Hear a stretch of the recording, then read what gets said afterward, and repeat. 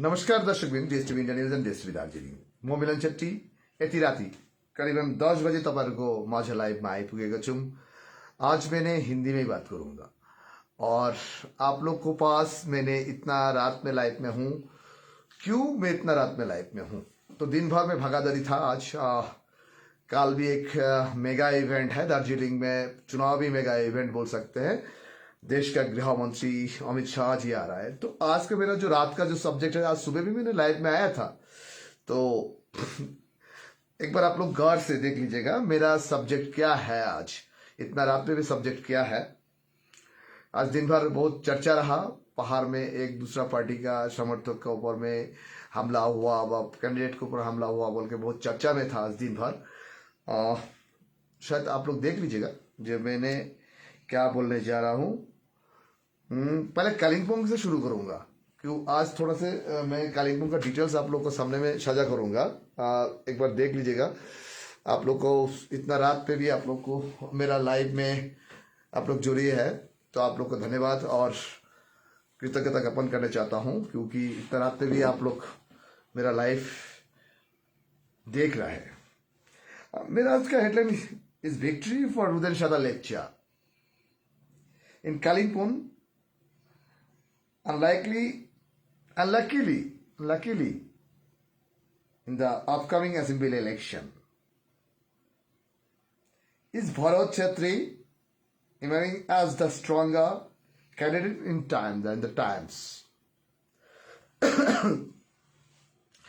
कालिम्पोंग में क्या हुआ? कालिम्पोंग में चुनावी जो माहौल चल रहा है, कालिम्पोंग में पहले भी बोल चुका हूं, एक अंदर का करंट है, इनसाइड करंट है। मतलब इनसाइड और आउटसाइड शोर करंट है।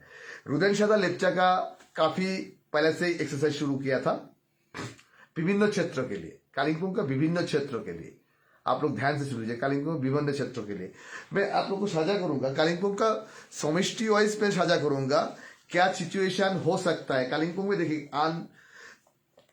मैंने यहाँ पे क्यों शब्द ये यूज किया, देखिएगा मेरे पास कालिम्पोंग का क्या है। कालिम्पोंग में टोटल 13 समष्टि है, 13 समष्टि है। टोटल बूथ 290 के आसपास बूथ है। देखिएगा शिवोटाशिडिंग यहाँ पे कालिम्पोंग का एक 33 नंबर समष्टि है।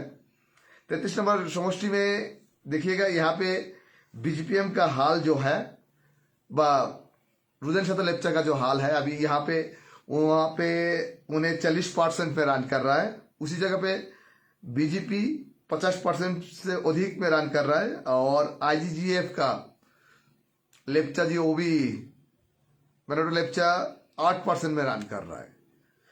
और आइए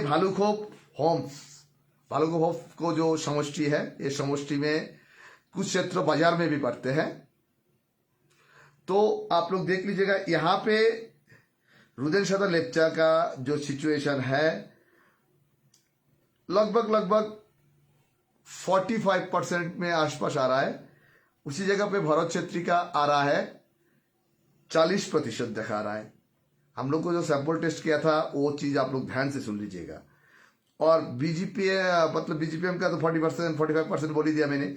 और देख लीजिएगा आईजीजीएफ का यहाँ पे 15 से 18% की बीच दिखा रहा है। यहाँ पे क्या बोले आप लोग को, 15 से 18% के बीच में ही है। तो आइए बोंग दूरबीन समष्टि यहाँ पे देखिएगा। बूथ वाइज भी आप देखेंगे ना, बहुत मुश्किल लग रहा है। रुदेनशादा लेप्चा यहाँ पे बहुत पीछे चल रहा है। करीबन 30% की दौर पे रुदेनशादा लेप्चा रन कर रहा है। और बीजेपी का भरत छेत्री 60% में रन कर रहा है।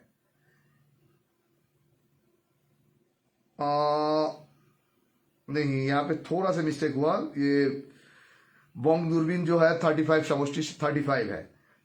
यहाँ पे रुदेनशादा लेप्चा का जो पोजीशन है इस वक्त 20% में, सिर्फ 20% में रन कर रहा है। उसी जगह पे भरत छेत्री का यहाँ पे जो दिखाई दे रहा है 60% में रन कर रहा है। डिफरेंस कितना आ रहा है देख लीजिएगा।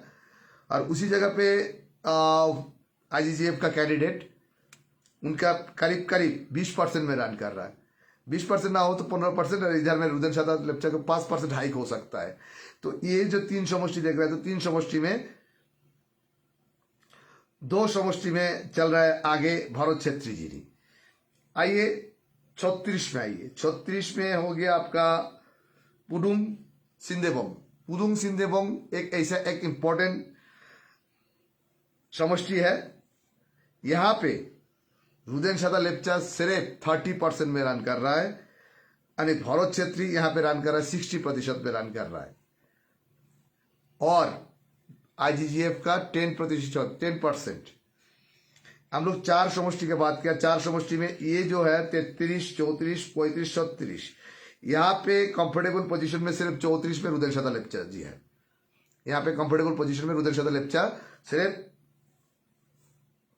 34 नंबर समष्टि, जो समष्टि का नाम भालुखोप होप्स। यहां पे आइएगा 37 इच्छे समष्टि, यहां पे भी देखिएगा दिखा रहा है, बहुत ही खराब दिखा रहा है रुदेन शादा लेप्चा जी का, क्योंकि यहां पे 30% में रन कर रहा है रुदेन शादा लेप्चा। उसी जगह पे भरत रन कर रहा है 60% में रन कर रहा है, और 10% रन कर रहा है कौन? आईजीजीएफ। उसके बाद लिंगशेक कागे, यहां पे भी भरत छेत्री का आगे दिखा रहा है, बहुत ही आगे दिखा रहा है। यहां पे भरत छेत्री का करीबन 50% के आसपास दिखा रहा है। उसी जगह पे आपको रुदेन शादा लेप्चा का 38% दिखा रहा है।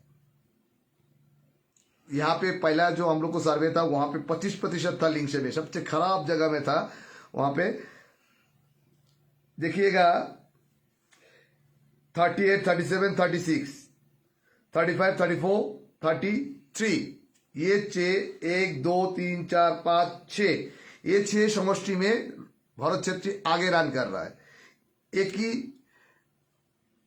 समष्टि है, वो है भालुखोप में, वहां पे रुदेन शादा लेप्चा आगे रन कर रहा है। आप लोग देख लीजिएगा। आइए रंगपू मुंगसन, यहां पे रुदेन शादा लेप्चा बहुत आगे रन कर रहा है, वहां 55% में रन कर रहा है। इसी जगह पे बीजेपी रन कर रहा है 25% में, और अजय जी का यहाँ पे आईजीजीएफ का कैंडिडेट बिट्टू लेप्चा का रन कर रहा है 20% में। आइए पेडोंग काशिम, यहाँ पे क्या है ना, रुदेन शादा लेप्चा भरत छेत्री का बराबर में करीबन 19-20 का फर्क चल रहा है। यहाँ पे 45% दिखा रहा है रुदेन शादा लेप्चा जी को, और उसी जगह पे 35% दिखा रहा है भरत छेत्री को, और 20% दिखा रहा है आईजीजीएफ का। आइए निम्बोंग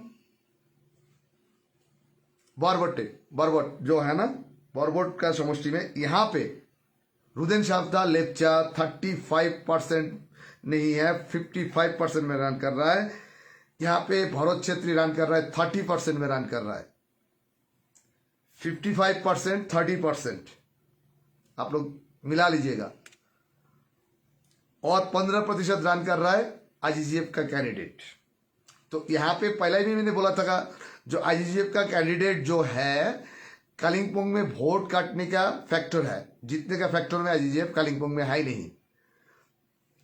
तो ये जो चीज है ना, आप लोग एक बार देख लीजिएगा। 42 रैली जो समष्टि है वो रुदेन शादा लेप्चा जी का खुद का समष्टि है। ये समष्टि में रुदेन शादा लेप्चा 65% to 70% में दिखा दे रहा है, 65 to 70%। उसी जगह पे भरत छेत्री को दिखा रहा है सिर्फ 25%, और उसी जगह पे आईजीजीएफ का कैंडिडेट को दिखा रहा है, आईजीजीएफ का कैंडिडेट के यहां पे दिखा रहा है सिर्फ 7 से 8% दिखा रहा है। आइए गोरुवतन, ये रैली 42 हो गया। गोरुवतन 43 नंबर समष्टि। आइए यहाँ पे यहाँ पे गोरुबथान में जो चल रहा है, गोरुबथान में दो हिस्सा में ये है, zone on zone 2। Gorubathan zone on zone 2। बाजारी क्षेत्र में गोरुबथान में रुदेन लेप्चा पीछे में चल रहा है, उसी जगह पे भरत क्षेत्र आगे में चल रहा है। और वहां पे भी total overall Gorubathan zone on में रुदेन लेप्चा बहुत आगे चल रहा है। तो ओवरऑल मिला के देख रहा है यहां पे 40, 50, 10 की कतार चल रहा है। 40, 50, 10 मतलब 40, 50 और 10%। कुमाई शामसिंग में देखिएगा, कुमाई शामसिंग में यहाँ पे रुदेन लेप्चा का बहुत आगे रन कर रहा है। 70% वोट रुदेन लेप्चा के शायद कास्ट होंगे रुदेन लेप्चा के इन फेवर में। उसी जगह पे भरत छेत्री को यहाँ पे 25% दिखा रहा है, 25%। एंड 5% दिखा रहा है, किसको दिखा रहा है? अजय एडवर्ड का पार्टी बिट्टू लेप्चा का। आइए झुलुंग 45 झुलुंग क्षेत्र में यहाँ पे रुदेन लेप्चा को आगे दिखा रहा है। ये काटा के टक्कर हो रहा है। ये 13 समष्टि में आप लोग हिसाब मिला लीजिएगा, कौन आगे चल रहा है कौन पीछे चल रहा है। यहाँ पे झुलुंग समष्टि में देखिएगा रुदेन लेप्चा 55% में रन कर रहा है, 55% में, और बीजेपी ने 35% में रन कर रहा है। आईजीजीएफ का कैंडिडेट का यहाँ पे 10% दिखा रहा है। तो आइए यहाँ पे रुदेन लेप्चा जी का फेवर में हमारा सर्वे में व ओपिनियन पोल में कौन आगे, कौन कौन समष्टि आगे चल रहा है और कौन पीछे चल रहा है, टोटल ओवरऑल किसका कौन आगे कौन पीछे चल रहा है इस बार, तो आप लोग परसेंटेज को अंदाजा लग जाएगा। एकदम काटे के टक्कर हो रहा है। तो देखिए रुदेन लेप्चा को दिखा रहा है यहाँ पे 34 नंबर समष्टि। उसके बाद आ जाइए सीधा 39 नंबर समष्टि।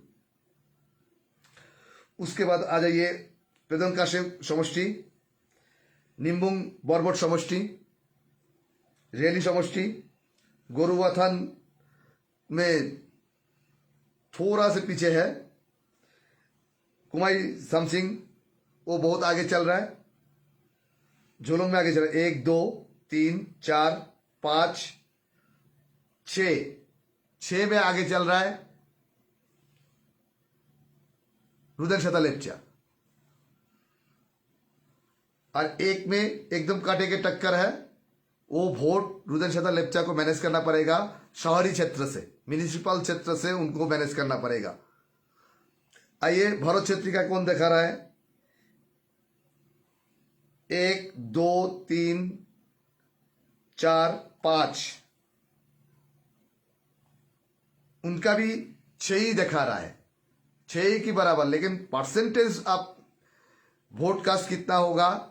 लगभग 75 to 80% वोट कास्ट हम लोग मान के चल रहा है।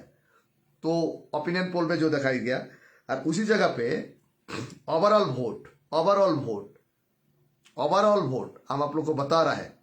कालिम्पोंग की ओवरऑल वोट 80% कास्ट भी होंगे, तो देखा जा रहा है 2 लाख से अधिक वोट है। 1,60,000 वोट भी कास्ट हो, उसका अंदर में आप जाइए, आप लोग डीपली एनालिसिस देखेगा।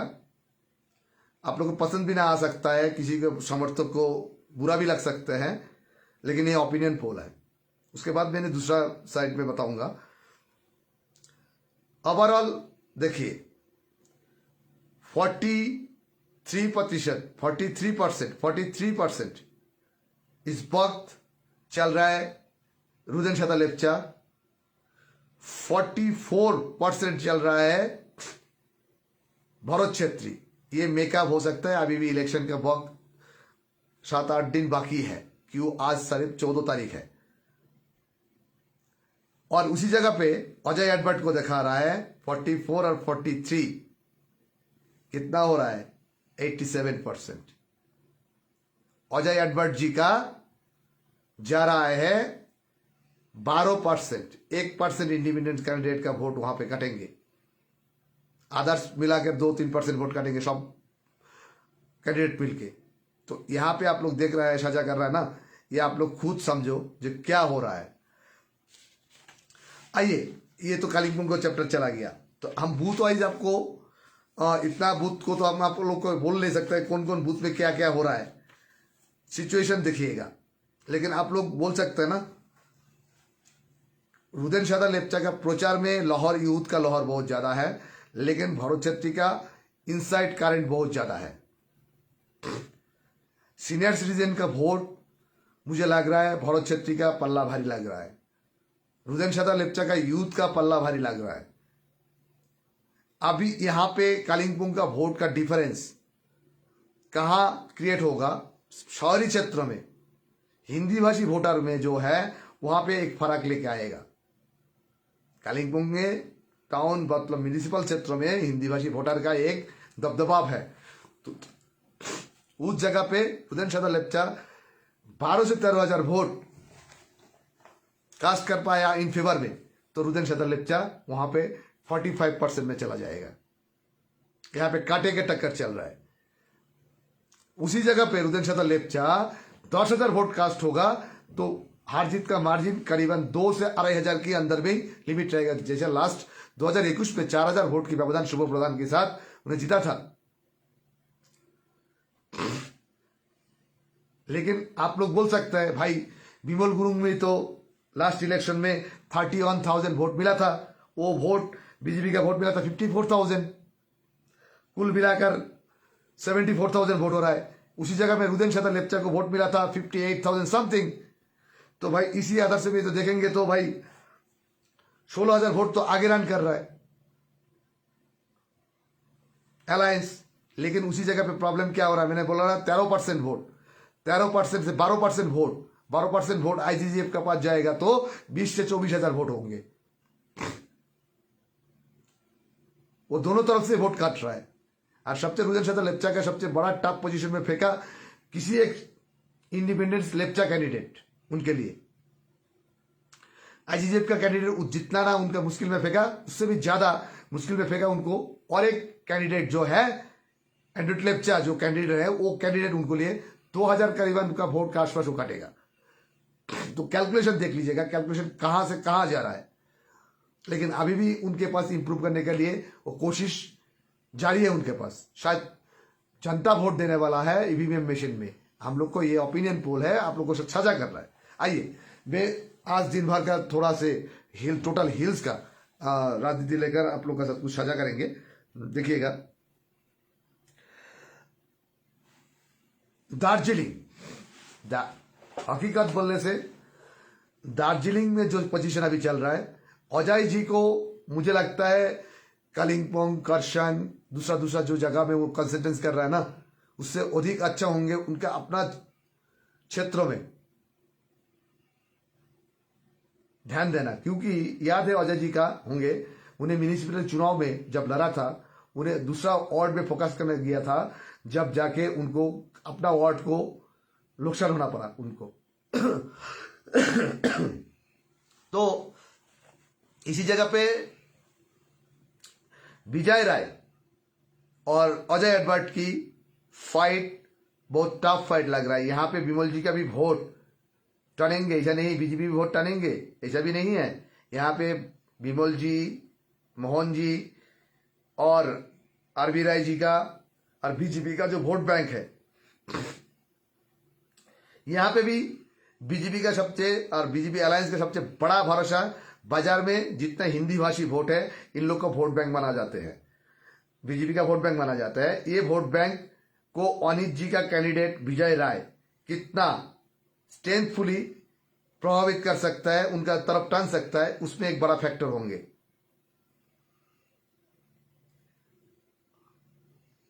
तो और एक कम्युनिटी का मतलब रिलीजन बेस्ड कम्युनिटी है, उनका वोट बराबरी जो एलिगेशन है वो उस तरफ जाते हैं, और इंडियन तृणमूल कांग्रेस का तरफ जाता है, भारतीय जनता पार्टी की तरफ उनका समर्थन बहुत कम है।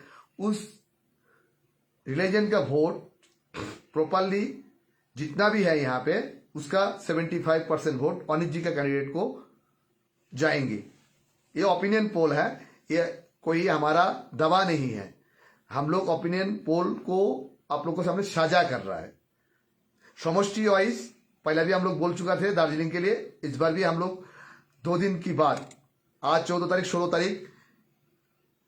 16 तारीख साझा करेंगे। उसके बाद कार्शियांग में आइए। दार्जिलिंग में और एक बात है, कल देश का गृह मंत्री अमित शाह जी का दार्जिलिंग में लेबोंग स्टेडियम में, गोरखा स्टेडियम में उनका जनसभा है। उस जनसभा में वोट का परसेंटेज, उनका संभाषण के ऊपर में कुछ परसेंटेज की घटी बढ़ी हो सकता है, वो हम आपको बाद में बता रहा हूं, थोड़ा देर बाद में बता रहा हूं।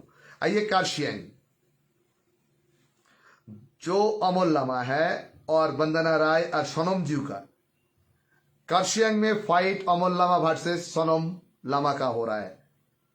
वंदना राय पहले सिंगल कतर पे था, सिंगल कतर में था, लेकिन अभी वंदना राय को 3rd पोजीशन दिखा रहा है ओपिनियन पोल में, बिल्कुल ही 3rd पोजीशन दिखा रहा है। यहाँ पे सोनम लामा 2nd पोजीशन में दिखा रहा है। और अमोल लामा का और सोनम लामा का परसेंटेज में फर्क, बहुत सारे काम है। जैसे कार्शियांग में जो है उसे 2-4% घट भरी है। क्यों? भारतीय जनता पार्टी का वोट बैंक जो है ना, यहाँ का साइलेंस वोटर है। साइलेंस वोटर में हर आदमी का पास ये मैसेज पहुंच चुका है जो भारतीय जनता पार्टी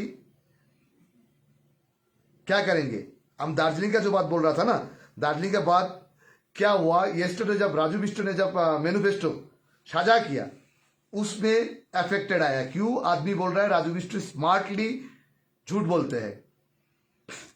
क्यों? राजू बिष्ट जितना और मतलब मैनिफेस्टो में ये ऐलान किया, उसमें एक भी फुलफिल नहीं कर पाएंगे बोल के साधारण जनता का कहना है। आज का पहाड़ का सबसे बड़ा हाईलाइट जो है वो है वंदना राय की कन्वे, कैंपेनिंग के कन्वे पर अटैक की एलिगेशन। वंदना राय ने अपना लाइव में साझा किया है। हम लोग काफी बार उनको फोन किया, जो उनके साथ टेलीफोनिक इंटरव्यू करने के लिए, उन्हें फोन रिसीव नहीं कर पाया, शायद कैंपेनिंग में बिजी होंगे इसी वजह से। लेकिन देखिएगा, मैंने वंदना राय के बारे में क्या बोलूं आपको। एक चुनाव है, चुनाव के माहौल में पहाड़ी क्षेत्रों में हिंसा की परिमाण बहुत ही कम है। 1% भी, उतना भी बोल नहीं सकते, 1% से भी बिलो है, पॉइंट समथिंग परसेंटेज है। ये 2-1 छुटपुट घटना छोड़कर। लेकिन मुझे लगता है वंदना राय एक लॉयर है, उनको भी कानून अच्छे से मालूम है। और किसी ने कैसे जनता को उन्हें इन फेवर व सिंपैथी गेन कर सकते हैं, उनको अच्छे से मालूम है। कि उन्हें चाय बागान में विभिन्न डिफरेंट ऑर्गेनाइजेशन से काम किया है, चाय बागान के श्रमिक के लिए, उसमें भी उनके बारे में बहुत सारे कहना है। इनसाइट क्यों हो रहा है मैं आपको बता रहा हूं। आईजीजीजे पार्टी का कार्शियांग का टॉप टू बॉटम लीडर्स का अंदर में वंदना राय के साथ थोड़ा सा एक डिस्टेंस दिखा रहा है, थोड़ा सा एक डिस्टेंस देख रहा है। वो डिस्टेंस के वजह से वंदना राय को आज हमने इसीलिए बोला, जो 3rd पोजीशन में देख रहा है। आइए, मैंने क्या लिखा यहां पे देखिएगा। But raise the important question, आज वंदना राय genuinely attracted, or could this be statistic political stunt to draw attention, the sympathy from voters? ये मेरा कहना नहीं। आज हम लोग जब कार्शियांग में था, अनिल जी के मैंने प्रश्न पूछा था, इवन हमारा जो टीम है वो टीम जिस क्षेत्र में हुआ व विभिन्न क्षेत्र में कार्शियांग में पूछा, उन लोग को ओपिनियन किया था ये वंदना राय को एक स्टैटिस्टिक भी हो सकता है, पॉलिटिकल स्टैटिस्टिक भी हो सकता है, बा उनका एक प्लेटफॉर्म जो उनका इन फेवर में सिंपैथी गेन करने के लिए ऐसे भी हो सकता है। लेकिन वंदना राय अपना गाड़ी दिखा रहा है, गाड़ी का पीछे में खुकुरी से घात किया गया, गाड़ी में चोट भी पहुंचा। उन्हें एलिगेशन लगा, उनका चोट नहीं लगा, उनके कैडर को नहीं लगा, लेकिन उनका गाड़ी को लगा, पीछे साइड में, बैक साइड में। ऐसा भी हो सकता है कोई भी ड्रंकर आदमी रास्ता में घूम रहा है, उन्हें वंदना राय सीधा एलिगेशन लगाया, भारतीय गोरखा प्रजातांत्रिक मोर्चा का समर्थक के ऊपर में, क्यों वो पॉलिटिकल पार्टी का लीडर और कैंडिडेट है, इसी जगह से वो लगा सकता है। हम लोग ऐसे नहीं बोल सकते, लेकिन हम लोग ये बोल सकते हैं अटैक जब हुआ तो अटैक को क्या हुआ, व्यक्ति को अभी तक तो अरेस्ट हुआ कि नहीं हुआ, वो सजा नहीं हुआ। तो अनिल जी ने बोला जो हिंसा को पसंद नहीं करते हैं, बाहर का कोई भी पॉलिटिकल पार्टी चुनाव के वक्त में हिंसा पसंद नहीं करते, वो बीजेपी हो, कांग्रेस हो, बीजेपीएम हो, मोर्चा हो, जो भी हो। इसीलिए पहाड़ में एक एग्जाम्पल क्रिएट किया इंडिया का भीतर में, और बंगाल में तो नंबर 1 एग्जाम्पल है। बंगाल में हर हिस्सा में, हर क्षेत्र में हिंसा होता है, तो पहाड़ में उस हिंसा की percentage below the 1%, point something. मतलब ये पहाड़ की एक बहुत बड़ा उदाहरण है। चुनाव की माहौल में मिल बैठ कर चुनाव लड़ते हैं, इन लोग मिलजुल के चुनाव लड़ते हैं, चुनाव आते जाते हैं। पहाड़ का भी, भारत भी का कहना, लेकिन रहना तो यहाँ पे ही है। तो ये चीज बहुत बड़ा एक सौहार्दपूर्ण चीज है, एक एग्जाम्पल है हिंदुस्तान के लिए। दार्जिलिंग पहाड़ जब चुनाव की माहौल में यहाँ पे हिंसा की परिमाण इतना कम होते हैं, जो बोलने का कतर भी नहीं, इतना बड़ा हादसा भी नहीं होता। चलिए, तो वंदना राय का जो बारे में है, बालासन एरिया में अटैक हुआ था।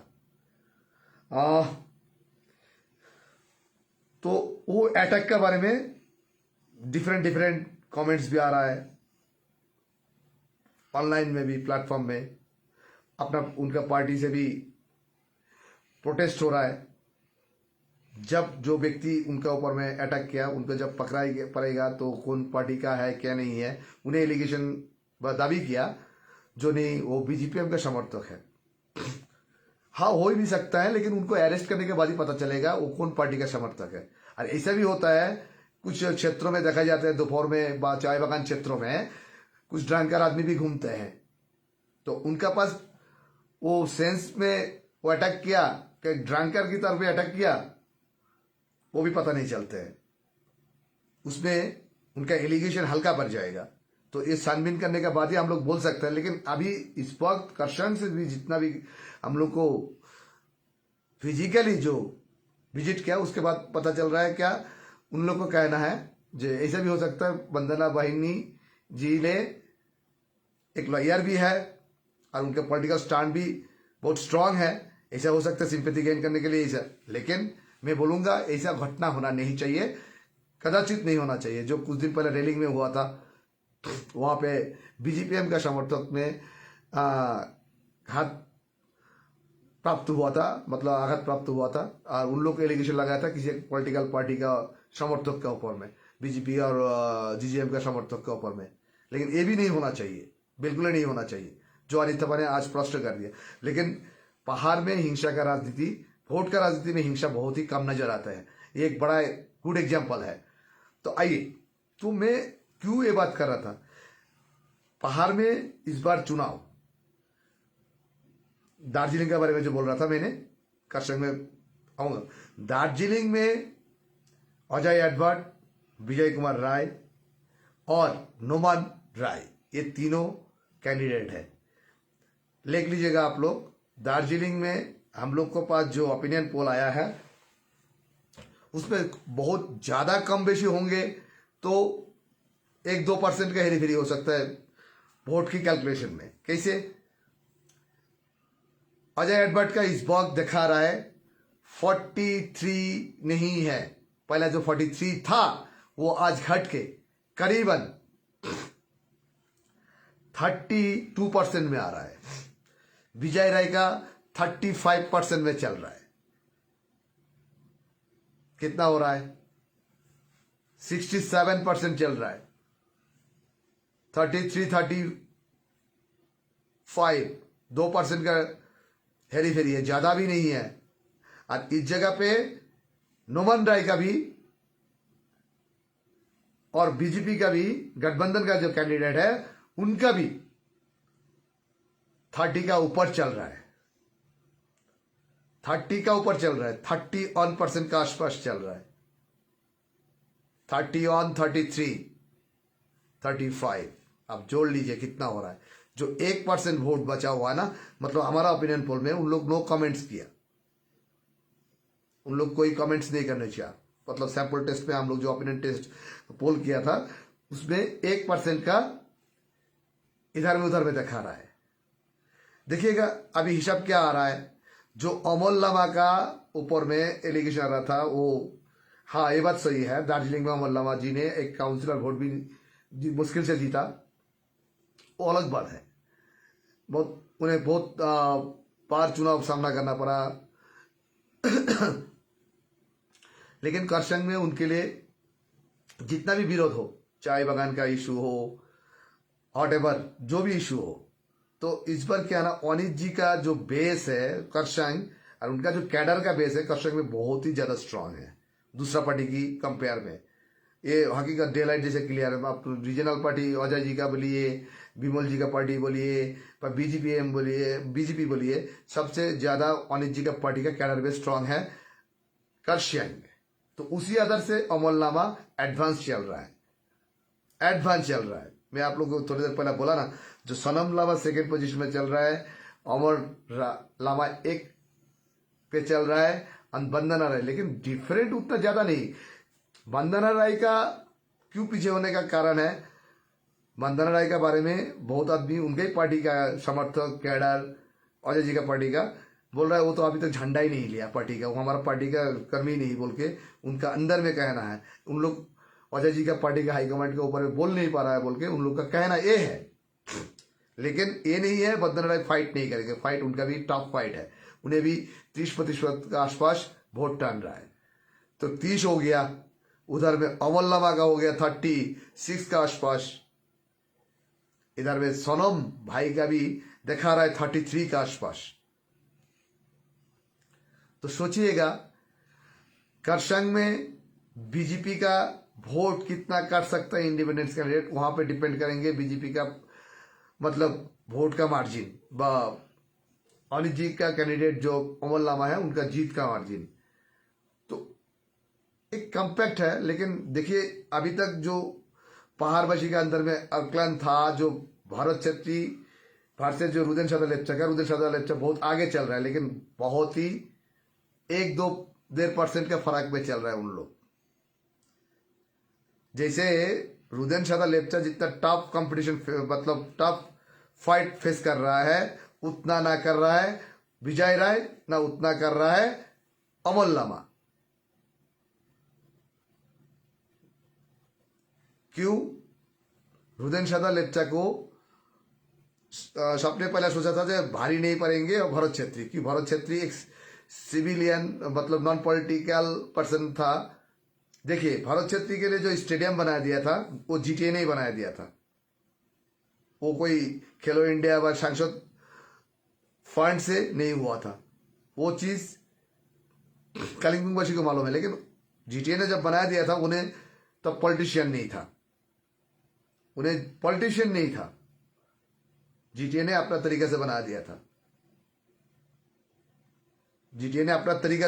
था, लेकिन वो लेकर बहुत सारे प्रश्नों आगे आ सकते। आइए दूसरा बात, क्या बात है, किसी पार्टी का कैडर का पसंद भी ना आ सकता है मेरे शब्द चयन, क्योंकि उन लोग को याद हो सकता है ये आदमी किसी का इन फेवर में बोल रहा है। ये हमारा ओपिनियन पोल किसी के इन फेवर के लिए नहीं है। जो हकीकत हमारा पास जो रिजल्ट मतलब ओपिनियन आया वो आप लोग को सामने साझा कर रहा हूं। इसमें कोई बनवाट व किसी का प्रोवोकेशन यहाँ पे नहीं है, बिल्कुल ही नहीं है। आइए, काल गृह मंत्री अमित शाह जी का चुनावी सभा है लेबोंग ग्राउंड में अमित शाह का संभाषण का ऊपर में पहाड़ का ये परसेंटेज 1 सेकंड भी नहीं रहे गड़बड़ाने के लिए, क्यों पहाड़ का जनता जनार्दन इमोशनल होकर पहला बीजेपी को वोट कास्ट किया। वो इमोशन इस बार कितना बरकरार रहेंगे उसका ऊपर में अमित शाह जी का संभाषण के ऊपर में डिपेंड करेंगे।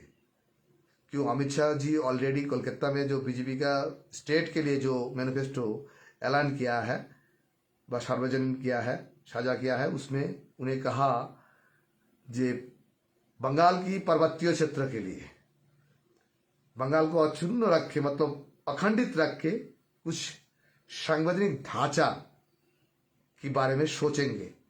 वो कॉन्फिडेंसली बोला नहीं, कुछ करेंगे। करेंगे और सोचेंगे में बहुत अंतर है। ये चीज जनता के पास अभी गुजरा है, कान में गुजर रहा है कि भाई इन लोग का कुछ परसेंटेज बोल रहा है। अमित शाह करेंगे बोलने से भी हम लोग के पास एक एश्योर मिलता था पहला, जैसे पीपीएस, गोरखालैंड, शिक्षण। ये बात भी सही है, भारतीय जनता पार्टी का शीर्ष नेतृत्व आज तक कभी मुख से उन लोग निकला ही नहीं जो गोरखालैंड देंगे। लेकिन यहाँ का लीडर लोग वो गोरखालैंड के बारे में जनता को गुमराह किया, जो नहीं बीजेपी देंगे, ये देंगे। जैसे बिमल जी ने कुछ दिन पहला बोल रहा था जो ना इस वक्त भारतीय जनता पार्टी गोरखालैंड देने के लिए संभव नहीं है बोल के उनके पास क्लियर कर दिया। लेकिन उनका ही समर्थक ने, जब रैली होता है, सब कुछ होता है, बंगाल को बोलते हैं ग्रेवयार्ड बोलते हैं, व चैनगरी बोलते हैं, कब्रस्तान जैसे बोलते हैं, उस कब्रस्तान में इन लोग नहीं रहेंगे। फिर उन समर्थक को नेता लोग फिर बीजेपी का समर्थन कर रहा है। फिर देखिए अनित जी के बारे में इन लोग को करप्शन का एलिगेशन लगा रहा है। मैं बारंबार बोलता हूं, करप्शन का एलिगेशन किसी को आप लगा सकते हैं, उस पर कुछ भी फर्क नहीं पड़ता। जैसे कल राजू जी ने को मैंने सवाल पूछा था, राजू जी आप लोग जो बंगाल में बोल रहा है 3,000 रुपया करके महिलाओं को देंगे, युवा को 1,500 जो है वो 3,000 कर देंगे, ये कैसे संभव है? क्यों दिल्ली में आप लोग वादा किया था 2025 में, एक साल लगभग हो चुका है, एक साल 1 महीना चल रहा है अभी दिल्ली में। सरकार स्थापित हुए, आप लोग को सरकार गठन हुए हैं, तब भी दिल्ली में आप लोग को 3,000 का 2,500 का स्कीम चालू नहीं कर पाया। उपरंतु क्या हुआ था, आप लोग का पास जो 1,500 वाला स्कीम जो था, जो महिलाएं लाभान्वित होते थे, उनका भी बंद हो गया। कतई पहाड़ का दीदी बहन जो बंगाल गवर्नमेंट से, टीएमसी सरकार से जो सुविधाएं उन लोग लाभान्वित हो रहा है, वो सुविधा से वंचित होने का आशंका भी महिलाएं का अंदर में जूझ रहा है। हर महिला का नहीं, क्यों जिन लोग लाभान्वित है व लाभार्थी है, जो उपलब्ध हो रहा है उनको पैसा, उनमें हर आदमी का पैसा जरूरत बा, हर दीदी बहन का पैसा जरूरत, ऐसा कुछ भी नहीं है। कुछ ऐसा भी फाइनेंशियल स्ट्रांग है, उन लोगों को जरूरत भी ना हो सकता है, लेकिन उस परसेंटेज पे भी एक वोट के इफेक्ट आएंगे। यूथ का अंदर में मैंने 2 दिन से कुछ यूथ का साथ बात कर रहा था। इनका कहना है भाई हम लोग तो 1,500 पॉकेट मनी मिल रहा है, ठीक है भाई, अच्छा है, मिलने दो, जितना दिन तक मिले तो मिले। लेकिन उन लोग को एक आशंका जताया, आखिर बीजेपी गवर्नमेंट आएंगे, जो हम लोग लास्ट महीना में मिला, इस महीने में मिल रहा है, आगे मिलेंगे कि नहीं मिलेंगे? क्योंकि बीजेपी का जो कमिटमेंट है वो भरोसेमंद नहीं है, एक भी कमिटमेंट उन लोग फुलफिल नहीं कर पाए। ये भी यूथ का अंदर में बहुत इम्पैक्ट कर रहा है। यूथ भी सोचने लगा, क्यों जो यूथ 2005 में जन्म लिया, वो आज 21 साल के होंगे। वो बच्चा आज सरकार की सहूलत वो उनका उपलब्ध हो रहा है, रकम उपलब्ध हो रहा है, दीदी बहन को भी मिल रहा है, अदर स्कीम भी है। क्यों? देखिए पहाड़ में बीजेपी का पास इतना अच्छा प्रोविजन था, वो बीजेपी ने किया ही नहीं कुछ, खाली एश्योरेंस छोड़कर। जैसे कल भी राजू जी ने क्या नहीं बोला, उन्हें बहुत कुछ के बारे में बोला।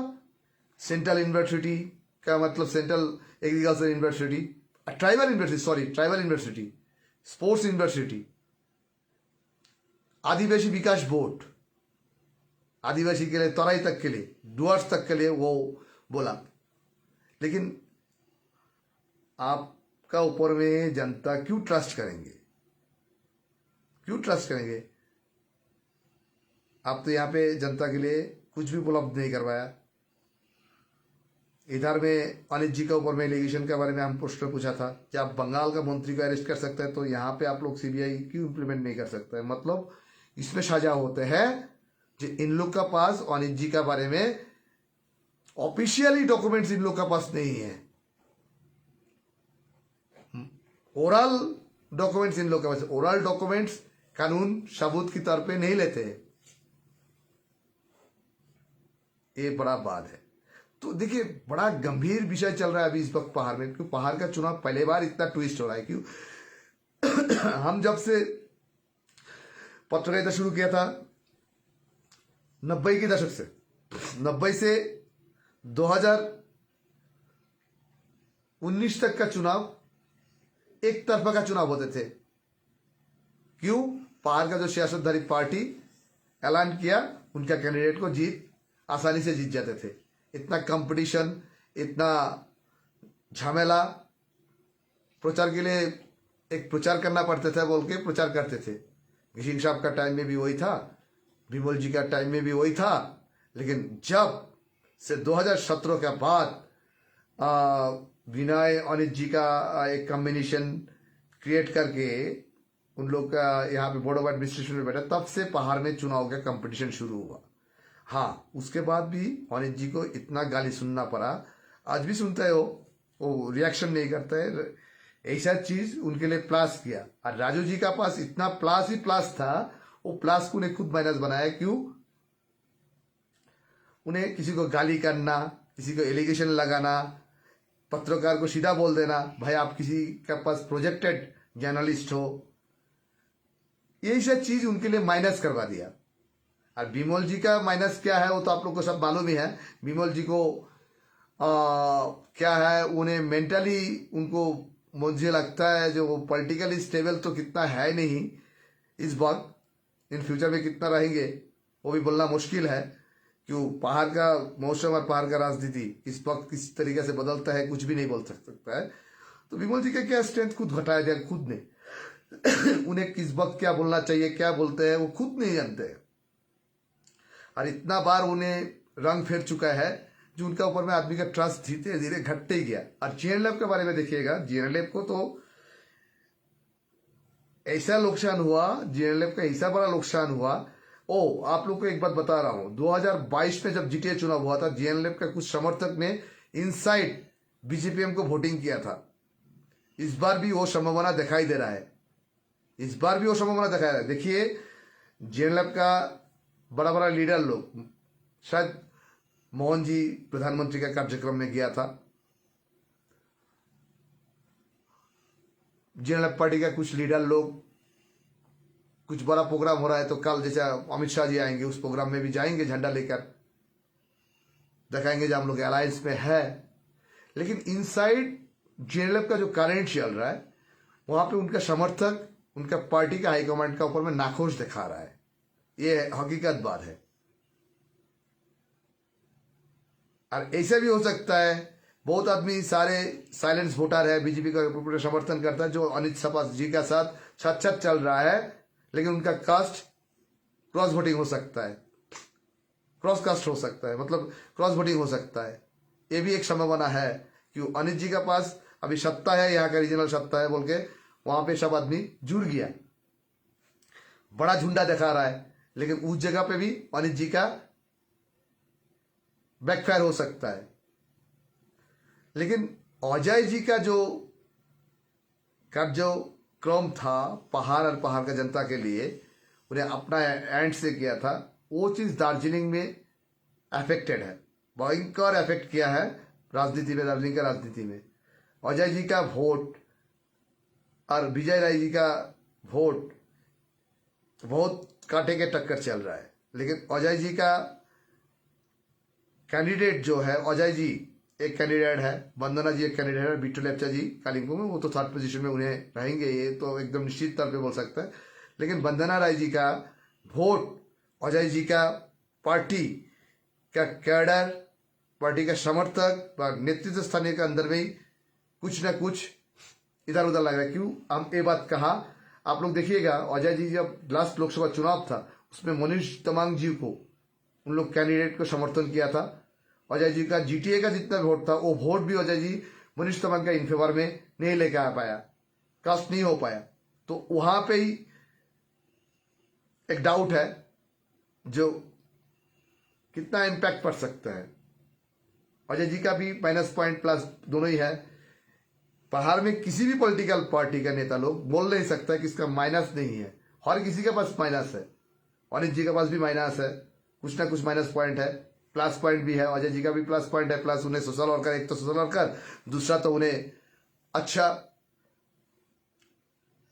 सोशल वर्कर भी है, एक पॉलिटिकल पार्टी का लीडर भी है। अनिल जी का पास भी सोशल काम करते हैं, वो पॉलिटिकल सियासत में भी है, उसी आधार से वो सोशल भी करते हैं, पॉलिटिक्स भी करते हैं, उनका प्लस माइनस दोनों ही है। और बीजेपी का पास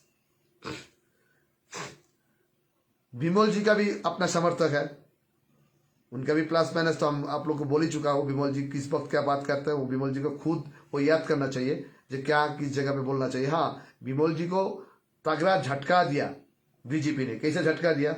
विमल जी जैसे एक सशक्त लीडर पहाड़ में वो बोलते हैं, जो भारत भरी का गोरखा व नेपाली भाषी गोरखा लीडर है, उनको तो बीजेपी ने अपना मंच पे बुलाकर, जो पार्टी में गठबंधन का मंच था उस पार्टी में विमल जी को ऐसा बेइज्जती किया जो वहां पे बीजेपी का झंडा थमाने के लिए कब्जम चल रहा था। तो विमल जी वो गुस्सा सुहा नहीं सका, वो अपना संभाषण में वो भी फूंक दिया। क्यों? उनके लिए हरे भाई वो एक पहाड़ में एक वक्त राज करते थे, उनका भी एक इज्जत है। लेकिन बीजेपी और बीजेपी का जो लीडर लोग है पहाड़ का रीजनल पार्टी का इज्जत को फलूदा बना दिया कि उन लोगों की इज्जत देखता नहीं, लगता है जब भाई यहाँ पे मैनेज हो जाता है, चुनाव में जब गठबंधन बना लिया तो ये भी मैनेज हो जाएगा, ये तो कोई बात नहीं है। बीजेपी का एक प्लानिंग हो सकता है।